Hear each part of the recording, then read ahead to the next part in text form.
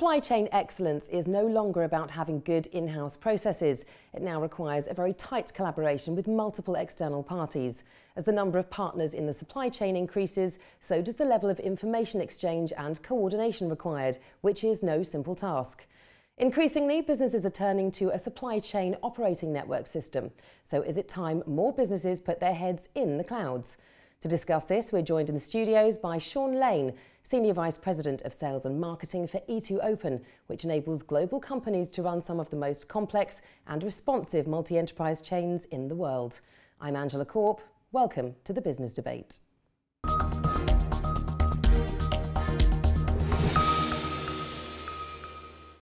Shawn, welcome to the London Stock Exchange studios. Pleasure to be here. Now, digitisation has become something of a buzzword when we talk about the digital supply chain. What does it mean for businesses and what does it mean for consumers? Digitization is quite a buzzword these days, but the concept is quite simple. It means moving from siloed, disconnected, non-networked processes in companies and moving those online and allowing them to be connected and allowing collaboration between multiple companies using the technology of the internet.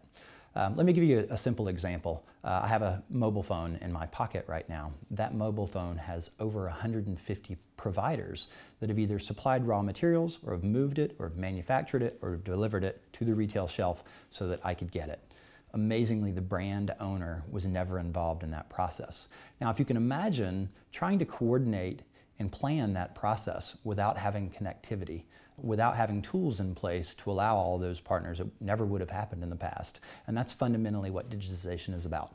It's being driven by the consumer. So you ask why this has an impact on the consumer. Consumers want more, they want it now. The Amazon effect has had a real impact on the world. Everyone expects things immediately. And that's moving into companies, quite frankly. And so that's the fundamental change that's made digitization necessary. Companies have been moving to computer processing systems for decades. What's different about this one? What's different about it this time is that before, those computer systems were really designed to manage the internal four walls of a company. They were about managing just the processes of an individual company. But today's companies don't compete just against another company. It's networks against networks. And that need to be online and to be multi-enterprise and to be connected in real time in a way that's intelligent. That's fundamentally what's changed over the last decade. Now, the World Economic Forum refers to the digital supply chain as the fourth industrial revolution. Is it really that significant a change? It is really that significant a change, and it's really worth that much money. Let me give you another example. We work with some large consumer products companies, and when I was young, I had a favorite toothpaste brand, and there were 2 flavors. Now if I go to the shelf, there are over 30 flavors of that particular brand.